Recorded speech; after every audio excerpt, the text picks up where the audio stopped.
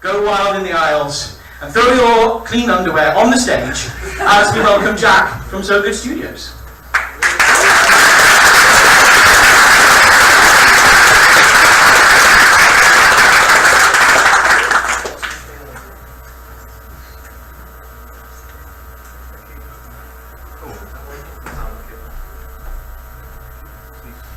Turn me on. Oh, fantastic. What's happening? Cool. Yeah. Hello, everyone. Thanks a lot for coming along. It's awesome to see so many people here. My name is Jack Gill. I am Managing Director of So Good Studios. So Good Studios is an e-learning game development company that operates out of Plymouth. Me specifically, I'm a talky bloke. I tend to talk a lot with my hands, although I'm quite nervous this evening, so I might not be quite as flamboyant, but possibly expect a bit of that later on. I do a lot of talking. I talk a lot about running a startup. I talk a lot about going through university and getting into higher education and why it's a good thing to do. I talk a lot about making games, and every now and again, when I actually shut up for long enough, I do make games as well, if only so that I can have an excuse to talk about making games. It's that sort of inability to be quiet that meant that I was asked to come along here to talk about an event that we ran in October, a game jam. But in order to talk about that, I need to do a bit of a preamble kind of about our company and about the community of game devs in Plymouth. So yeah, to start off, So Good Studios is the company that I run alongside my co-directors Sam and Will, who are sat today, and alongside a number of other game developers in Plymouth. We run Plymouth Game Devs, which is a kind of relatively new games community in Plymouth. And as part of that work for the local game development community, So Good Studios and the esteemed Ollie Carson, who is in the room with us this evening, organised and ran an event called Games for Better, which was a game jam. And basically, that's the main reason I'm going to talk to you this evening. But like I said, we're going to do a little bit of a preamble. I'm going to talk about each of those three discrete things, and hopefully at the end of it, I'll just wrap it up with kind of where we see the community going and how we'd like to encourage it to do so. So yeah, we're So Good Studios. We like GIFs. We like Ollie a lot, and sometimes we make him do horribly embarrassing things with us. But we're a graduate startup. All of us came through computing and games development at Plymouth University. We graduated about a year and a half ago, and we've been running the company ever since. We make games. We started off making commercial games aimed just for selling on the app stores. But from the very beginning, we were always really interested in how games could be accessible, how games could teach, and how people could learn through games. And so really for at least the last year, we've been developing and growing So Good Studios as an e-learning game development company.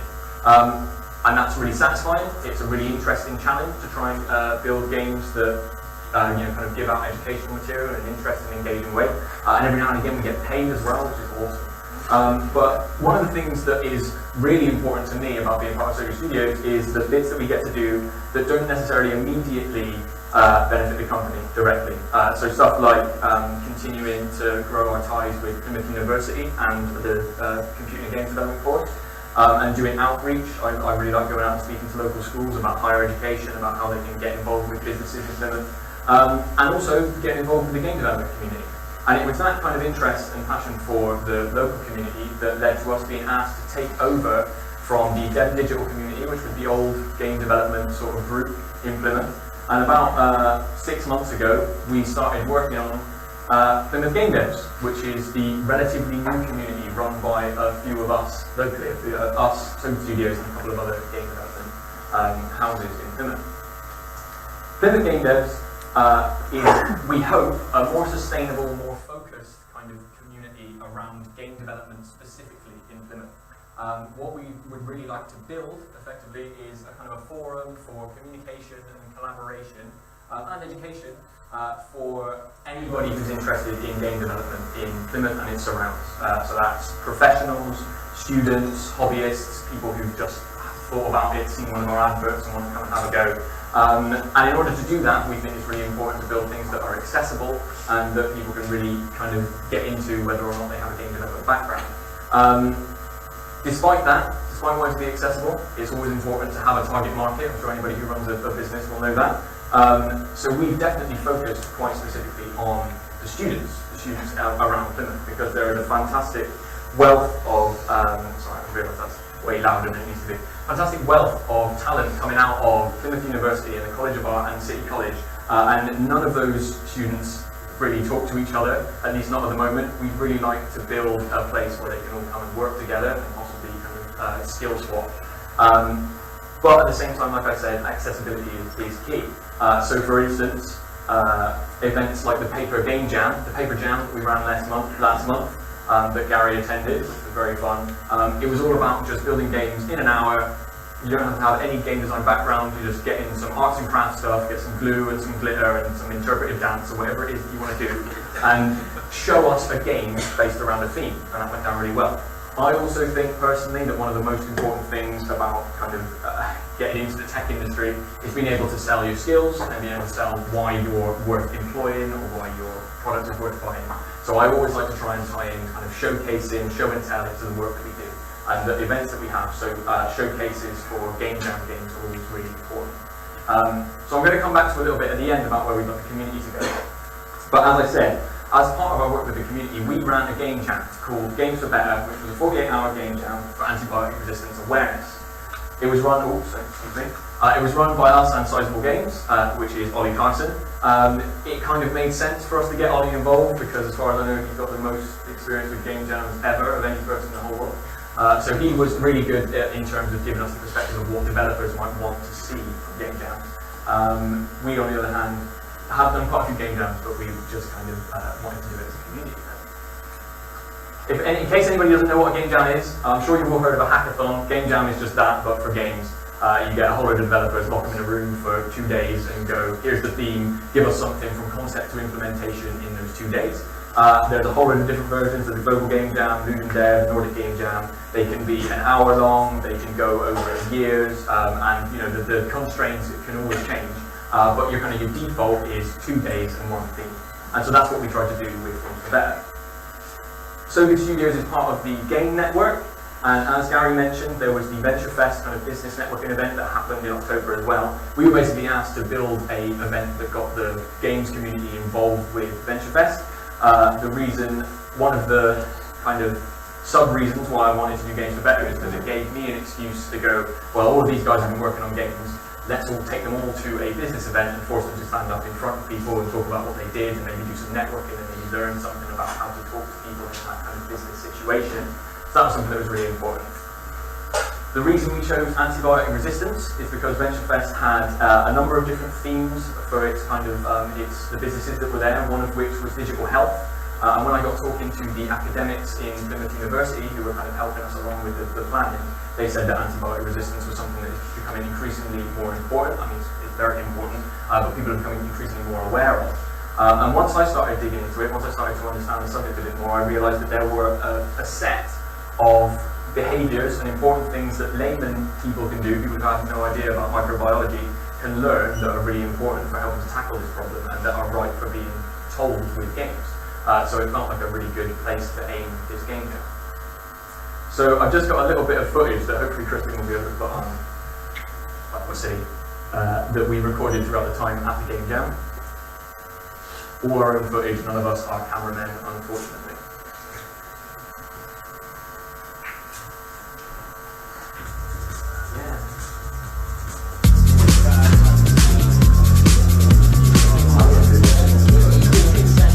Yeah, that was basically it.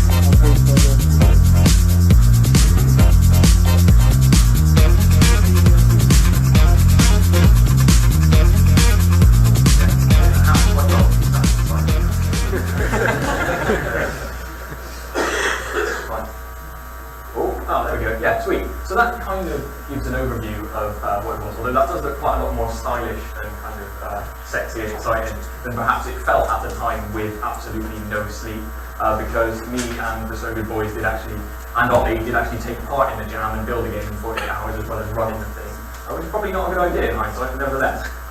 It was slightly different to regular jams because it was a very difficult theme to get people's heads around. People aren't necessarily going to be able to learn about antidote resistance very quickly, and certainly not on their own, unless.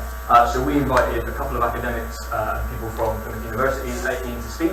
We had a microbiologist, an expert in sustainability, and a local GP from Devonport who came to talk. And that was actually probably the best part of the planning, because people got really enthused about that real world sort of experience that people were able to put across at the start of the event. As per the title, we also ordered a whole ton of pizza. The reason that's cool to highlight is because we were actually kind of funded a little bit. Game were like, what would you want? What do you need to get a game jam going? I was like, tons of pizza. Like, that's kind of all we need, to put us in a room and give us something to eat so we don't die, and that'll be fine. So yeah, but the point is, we had some money to do some stuff with, and people really appreciated it. They really appreciated the chance to have a break and come out of the development room and go to the pizza room. So yeah, hopefully that's something that we'll be able to continue. Everybody, we came out of it with 7 really cool concepts from the people who took part. Everybody got some responses, and we did judge with a panel of judges from the games industry and from the medical industry, and decided whose product should get to go to VentureFest. And in the end, we did take 2 student teams and another local team to VentureFest and make them stand up in front of other people and talk about what they've done, and just force them to be in that kind of business environment, which again, as I say, I think is really, really important as a formative experience. And some of the games were really, really cool. They were only 2 days worth of work, so they looked really weird. But it had a lot to do with potential more so than what is actually there after the 2 days. So yeah, a lot of things went well with it. A lot of people I've talked to have been really interested in continuing supporting it, and have asked me to have them involved if we're doing it again. Something I wasn't really thinking about at the time. But having heard it, I think chances are we will be doing it again. So probably next year, probably starting in the new year, because I can't face it right now, I'll start thinking about putting together another Games for Better. And if anybody in the room is interested, if anybody in the room just wants to hear about how it goes, or feel that they could offer some support, I'd be more than happy to hear from you. That'd be very, very cool. So yeah, that's one thing that we've done for the community.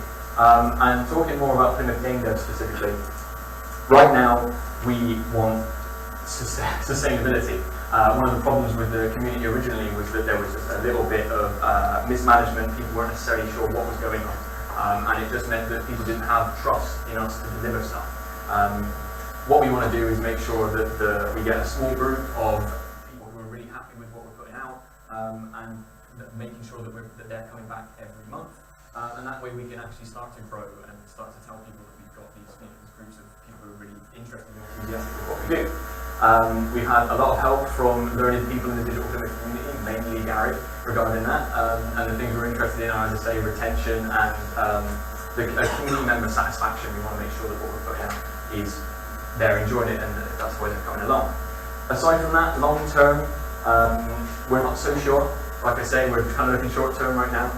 It might be something to do with finding a tech nation or something similar in terms of in a game design. I know that Nesta, who run the Longitude Prize, have got a kind of similar thing. It might be to do with getting some money to run an expo, or take the community members out to events to show off the games that are in Plymouth.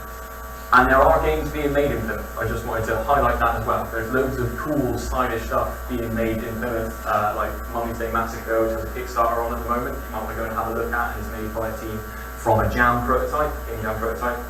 Sideline, which is what Ollie's working on at the moment, which is super gorgeous and well worth checking out. Crystal Smith, which was by our own creative director Will, again a Jam prototype, but something well worth turning into something bigger. Oh, sorry, no. Oh, I'm really sorry, Kate.